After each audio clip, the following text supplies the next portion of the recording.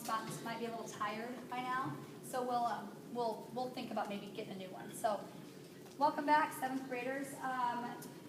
2021, you heard it last year, you hear it again. You're 1 year closer to graduation. 1 year closer to deciding what's next in life. So that's, like I said last year, that's what we're here today, is to talk to you about how can we best help you to be as successful as possible. The first thing I need is a volunteer to help me with my presentation. I saw this hand go right up. Come on up, young man. What's your name? Wyatt. Wyatt. I already mentioned once and twice now. Wyatt, thank you. Advance my slides, and I'm ready for the first one. Okay, so here we go. We're going to talk about the 3 R's. You guys have heard about them since your day one of 6th grade. Oh, first of all, who's brand new to East Middle School this year? 1, 2, 3, 4, 5, 6. Okay, that's 7. We had 8. That's about average. 8. We've had between 7 and 11 per team. So those of you that are new, I'm going to go real quickly through this, not quite as much time as we had in 6th grade to cover it all. But if something is unclear, ask your teachers, ask your friends. And if you want, you can get a copy of the presentation. Your teachers all know where to get it off the drive. You can also view it online. So if I go too quickly with anything, go back and check it out. All right, let's talk about the 3 R's. Wyatt? Responsible, respectful, and ready to learn. Those are the 3 things you're going to hear about a lot this year. These are the 3 things we're going to talk about today. Go on, Wyatt. All right, so let's talk about what does responsibility look like. There's no surprises up here, guys. You need to take the class on time, bring the materials that you need. Always wear your lanyard ID around your neck. Sure, I was just worried. I had almost 100% compliance in almost every session. So some of you may be new students, I may not have it yet, but I see a couple of you pull out your pockets. Thank you very much. Do that. Make sure it's always around your neck. Okay, we can't see it easily if it's in your pocket. Thank you for those that corrected it right away. Awesome. But I want to talk to you about bringing all your materials. What's a really good strategy to keep yourself organized so that you make sure to bring the right stuff to the right class? For a dog fight. Yes, ma'am. When I do in my locker, I organize my things by class. I have my first period things at the Great. I got it. Yes. Great organization locker with them in the order that you need them. Thank you. Remind me of your name. Louder, honey? Cammie Harless. Thank you. Dog butt for Cammie. All right. I didn't give you guys a heads up to bring dog bucks. Okay, you guys are going to have to remember then and remind your teachers when you get back to see that you earned a dog buck from Mrs. Schramm. They'll pay you. All right. So Cammie said organizing your locker. What else? Annika. a checklist. Wait a minute. Am I having deja vu? Did you attend this session earlier today? Yeah. She's my off-team kid. Got it. You don't have to be here twice. Okay. Well, you'll just be extra. Okay, Annika, you know the answer. Don't answer all my questions. Go ahead. What is it? Checklist. A checklist. Yes. If you make yourself a checklist by subject of what you need for all of your classes, you just get to your locker and you just know what you need, and it's easy, and you don't have to spend too much time thinking about it, right? All right. Everything else, guys, you know these things. Keep your locker code to yourself. You might think, oh, she's my best friend. She'd never do anything. Well, she might not be your best friend in January, and then she might steal something. Don't share your code. You're going to learn all about what we expect out of you in every different area of the building for the next week in C. So I'm not going to spend much time on that, but once you learn that, practice it. That's responsibility. Go ahead, Wyatt. This is some non-examples. Guys, I don't want to spend a ton of time talking about the non-examples. I really just want you to read through it. Just put your eyes on the screen, read through it, see if there's any questions. I'm going to highlight 2 of those, but before I highlight them, I want you to tell me if you have questions. Now, don't look at me. Look at the screen. Track the screen. Read through those. So being somewhere we're not supposed to be. Being turning to class. Running or engaging in horseplay. I'm going to stop there. Horseplay. Every year, we stress it. Every year, we sell a lot of kids in my office because of horseplay gone wrong. All right? When you engage in horseplay, it's usually not an intentional decision made to hurt someone or to make someone mad or even to be like defiant or disrespectful, but it turns out that way a lot of times. Okay? 2 things happen usually. Either you hurt someone else and you get in trouble for it, accidentally hurt them, or you accidentally make somebody mad and they hurt you. Both of you get in trouble for it. So that's why we don't do it. We keep our hands and our feet and our bodies to ourselves. Trash is a big one. You guys have heard, you've been with me now for 2 years. At lunch, we leave the cafeteria cleaner than we found it. Take that approach everywhere you go. Leave that place. If there's a piece of trash on the floor, you're going to put it there, pick it up, throw it away. An adult sees you might even earn yourself a dog buck. Let's talk about class disruptions. while they might seem funny to you, you might think that the potential of getting in trouble, the risk of getting in trouble is worth the kudos you give from your friends. It's really not. Because those are the things that add up. Those are the things that cause a chasm. Dogbuck, who knows what chasm means? Yes, sir. A problem. It maybe, sort of. Give me a little closer. Something that's gone wrong. Closer. Something like your expectations and how you act is. I'm going to fill it in for you guys. A chasm is like a gap or a divide or a break. So every time you do something purposefully to disrupt class, maybe, again, usually it's because you want to be funny or have less word, it causes that problem in you and your teacher's relationship. And your teachers are going to work really hard to get past it. And they're going to work really hard to build those relationships. But just don't do it. If you can just keep that in mind, move it on. Right? Those are some things that are not responsible coming up. Wait. I just did non-responsible. Oh, sorry. You can tell it's my fourth time here today. I just did non-responsible. So let's talk about respect. So you guys are practicing this first bullet perfectly. You're all tracking me and then tracking the screen when I ask you to. Don't just do this for your teachers, but do this also for your peers. If one of your peers has the floor, don't have a side conversation. That's just rude. Give them your attention. Use your 6-inch voice. You hear me preach about your 6-inch voice. I'm not using my 6-inch voice because I'm presenting to a big group. When you do presentations in English, Mr. Hamilton will talk to you about it. That won't be your 6-inch voice. Other than that, there's never really a time in school you need a larger voice. In groups, in lunch, in the hallway. If you're talking in louder than that 6-inch voice, which is not word, then you probably shouldn't be talking to a person that's probably too far away. And back to horseplay, keeping all your hands and stuff to yourself. Walking and talking. You're going to hear that over and over again throughout the next week. Valuing others' property comes back to, again, not messing with other people's stuff in their locker. Really, especially at lunch. Do not touch other people's food. Do not play with other people's food. You can't buy food for others, and you hear that at lunch, but even though we say it, it still happens sometimes. It causes problems, right?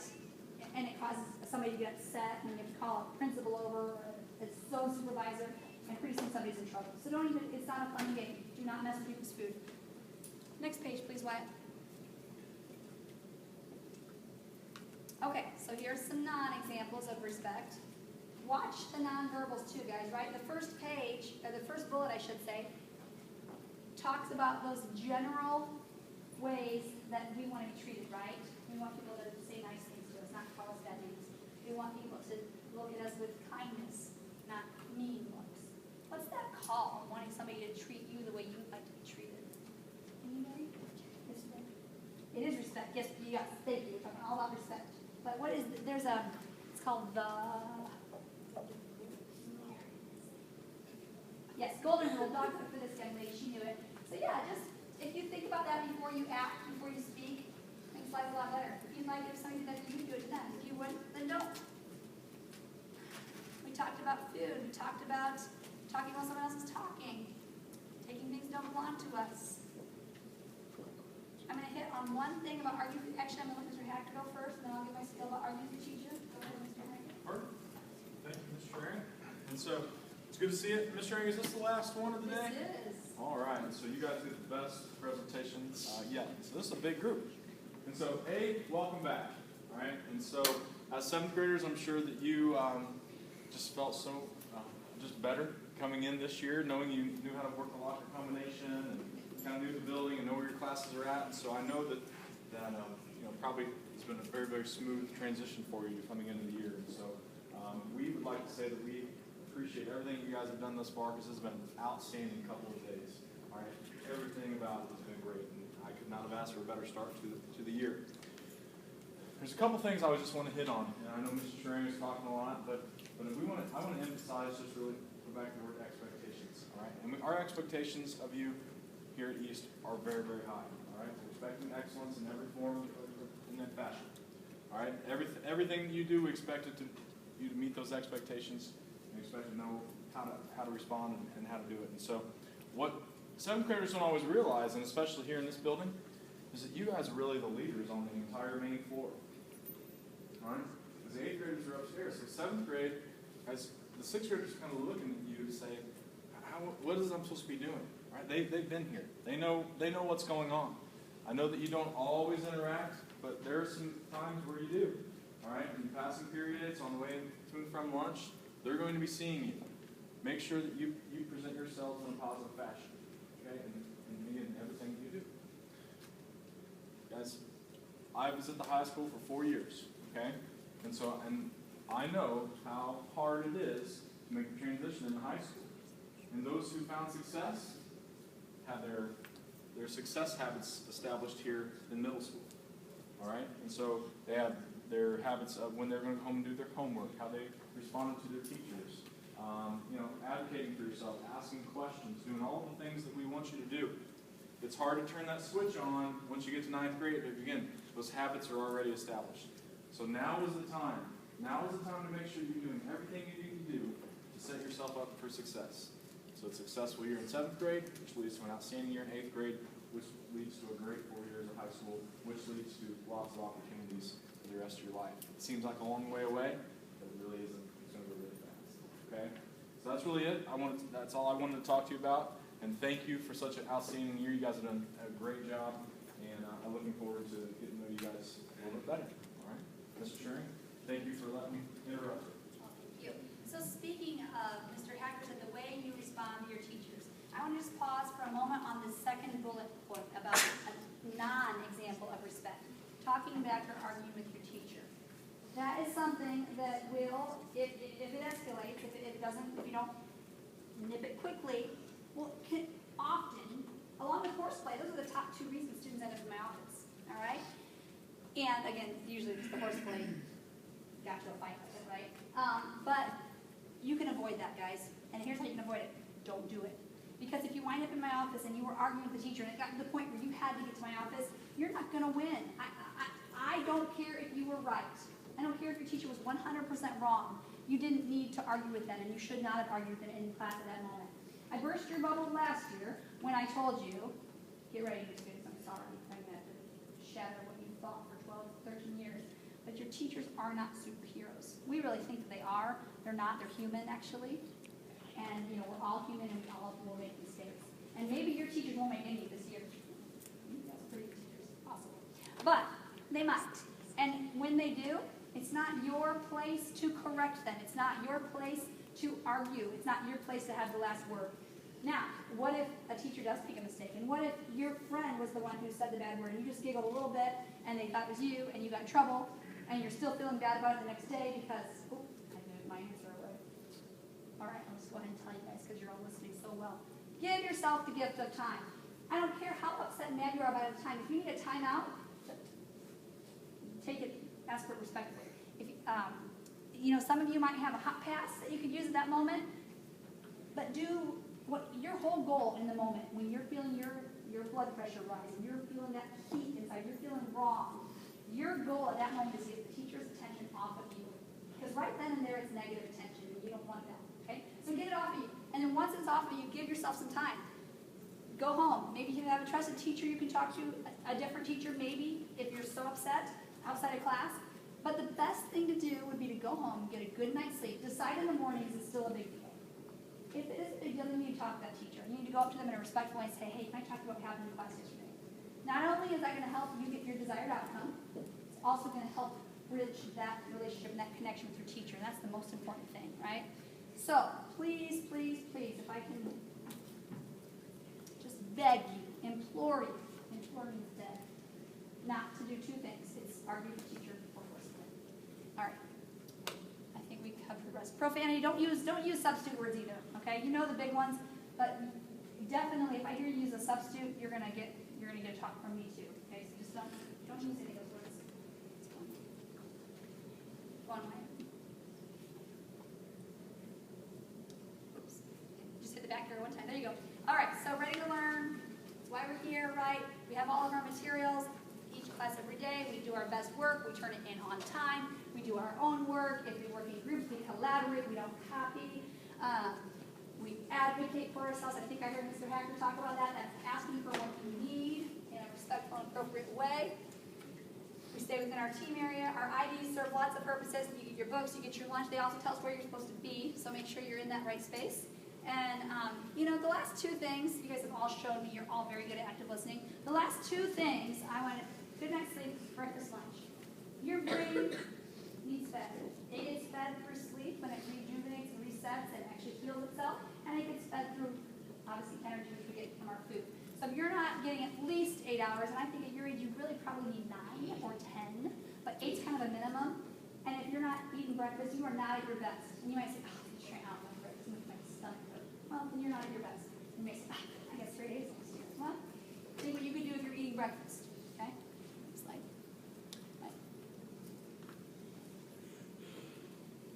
Enter. If you just hit enter, sweetie, it'll go. Good. All right, so being ready to learn is not. It's just the opposite of what I just said, right? Let's see if there's anything that I can stop on there. I think we've said it all, guys. Again, disrupting. And by the time I get to the fourth one, I'm like that teachers in your fourth second, you can't remember what you told this class in the last class. So, at risk of saying it again, disrupting classes is just not fair to your peers because they are here to learn, and every second that you disrupt, you take away from their learning. Go on, Wyatt. All right, the 3 R's. What happens when you display and you're going to earn dog bucks? I'm sure you guys have already begun earning them.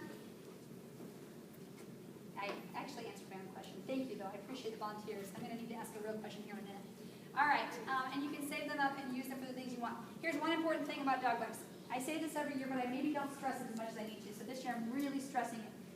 Dog bucks can only be used by the person who earned them from the teacher or the adult. Any adult in the building can give you dog bucks, the food service, custodial staff, but you have to have received those from a teacher, signed in ink by the teacher and signed in ink by you to spend them. All right? So do not accept them from somebody who doesn't care about them. Do not pick up one off the floor and think, ooh, no more dog buck. It'll get you in trouble. Guys, if you don't care about dog bucks, I hope there's nobody in here, but if there is anybody in here who says, psh, I don't collect those things, I'm going to say 2 things to you. Talk to me, number 1. There's got to be something out there that you are willing to work for. There's got to be some privilege or some tangible material thing, physical thing, that I could get that you would work towards, that you would care about dog bucks for. And if there isn't, if you're so unmotivated that I can't come up with anything, then say no thank you. And when you tell your teacher no thank you, that'll be a key to us that we need to get creative about how to motivate you.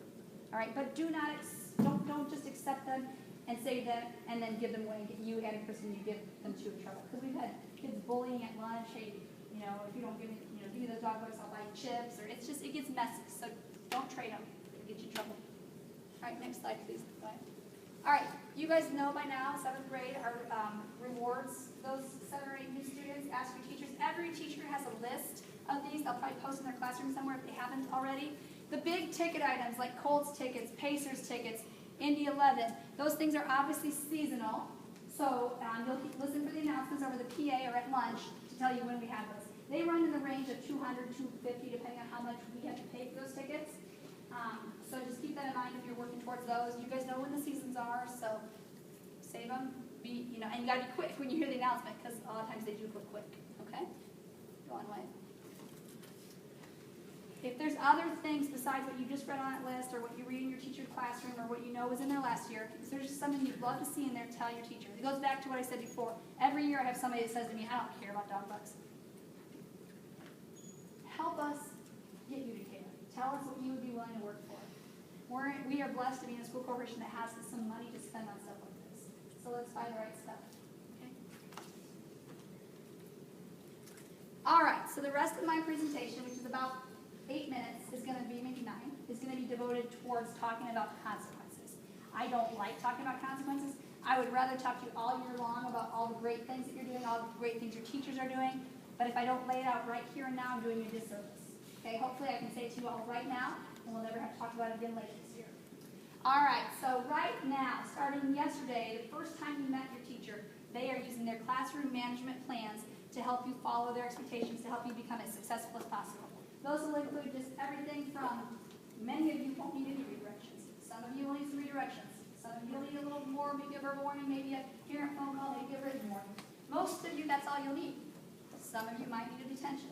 Some of you might need a couple of detentions. Some of you might even need a private school. All right, but when you get to that point where your teacher, detention should get your attention, right? Because it's an hour after school, it's no fun. Your parents probably be mad. They'll probably ground you or something. So that should get your attention, but if that hasn't, when you go to Friday school, 3 hours on a Friday should really get your attention. It should really be that reality check that, oh shoot, I gotta get something fixed.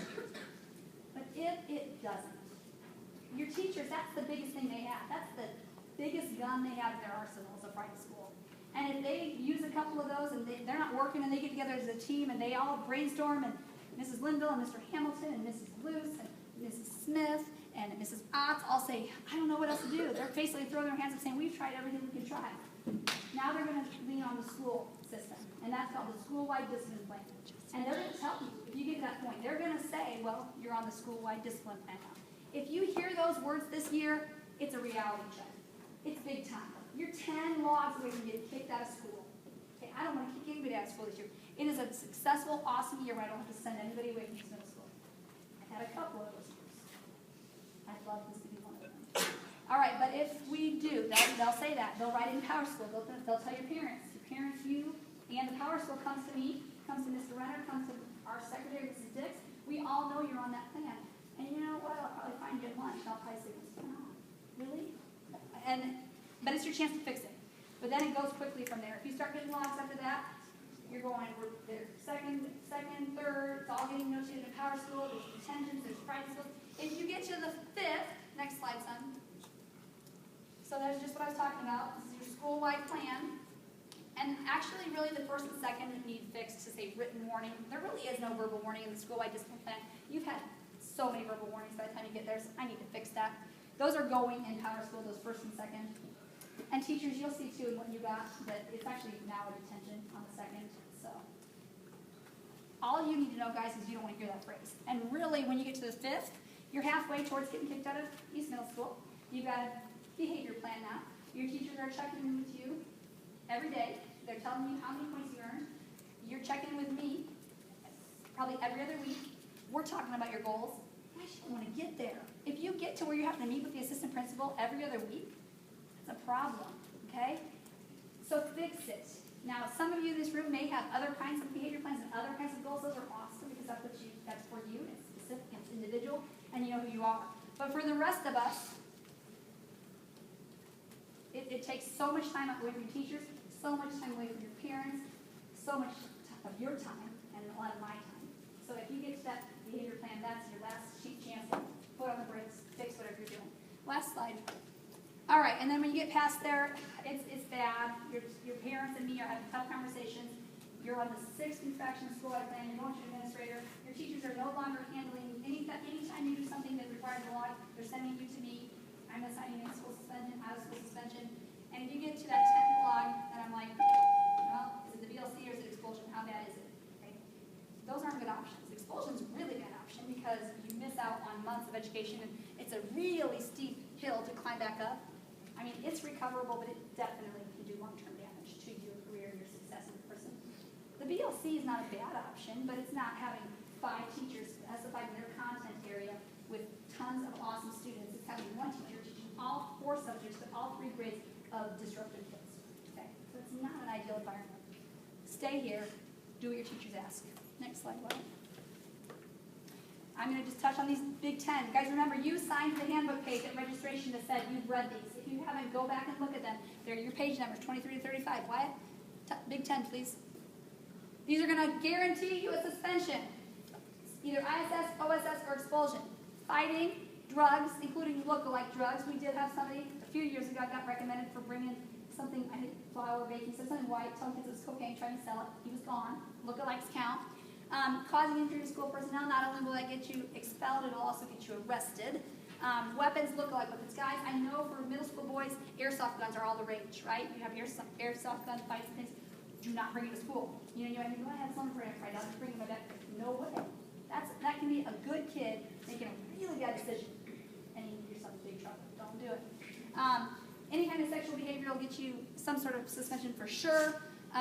Harassment, threats, bullying, let's all group that together. Being mean on purpose is never okay. That includes in person and on the internet. Any kind of illegal activity, including theft, including tobacco use. Actually, most of the things on there are illegal. So just, if it's illegal, it's going to get you into trouble at school. And we're already over time. No, I'm not. That wasn't our bell. Good.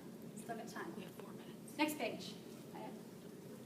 All right, I am not going to spend much time on the tardy policy, nor am I going to spend much time on the dress code policy because your teachers are going over all that with you. You saw the dress code video yesterday. Tardies, you guys know, on the 3rd to class, it's a detention. Beyond that, it's Friday school. If it keeps happening, you're going to be involved. Work it out. No reason to be tardy when we're a team always. Dress code, Wyatt, next page, please. General rules of thumb, nothing has changed from last year. Ladies, 3 inches from here, 4 inches above the knees. Gentlemen, keep your pants at your waist or hips or wherever they belong, but I don't see any underwear. Okay, no sagging. Here's a real life example. This morning, I bought a blouse over the summer, purple, of course, and I was planning to wear it today for our first day talks because we're the Brownsburg Bulldogs and I wanted to be in purple. So I put it on, I was getting dressed, and I was like, it kept slipping, and I was like, I don't think that's quite 3 inches. So I got my ID and measured it. Sure, no, it was just about a half an inch too low, but I was like, well, I can't wear it. So I'm wearing so, learn to dance. Yes. Ready? Are you ready? Are you guys awake yet? No. No? Still not? Okay, all right. So, follow the dress code. No, you don't need to clap. We have still things to get done. Next page, please. Hey, make sure the message on your shirt is appropriate, okay? Nothing that has a double meaning, no sexual innuendos. Obviously no drugs, alcohol, no like violent stuff. I know some of you guys like some of the dark music, and that's cool. Make sure there's no like weapons on it. You know, if you're into the ICP and the machete thing, don't wear machetes on your shirt, okay? Because those seem like weapons. And you'll have to. Yes, son. Shh. Hold on. It goes my desk. If we have a shirt that says like America designed by a genius, run by idiots, is that bad? Because I wore it last year and nobody. Well, borderline. Hey, here's a rule of thumb. If you have to ask the question, what do you think the answer is? No. That's what I tell myself when I'm getting dressed in the morning. And I have some cute stuff that you guys would love to see me wear to school. Okay, next page. All right, this is real quick, guys. And your teachers, hold on, put your hands down. We might have time for questions. If not, ask your teachers. Flash drives. If your teacher already told you, great. If not, I want to make sure you know. Can't bring them to school anymore. Okay? Hold on. Because games and viruses come on flash drives. We all have access to the cloud now. You're going to get your own email. You're going to get your own setup. It's awesome because not only can you do it from anywhere, any computer with internet access, mobile phone, etc., you can also work collaboratively with your group mates and not have to get together. So you can say 7 o'clock, you all jump on. All your changes are live. It's really slick. So we'll be training your teachers. They'll be training you, but there are no more flash drives. And then last bullet, guys, this has always been a rule, but the bus drivers asked us to stress this.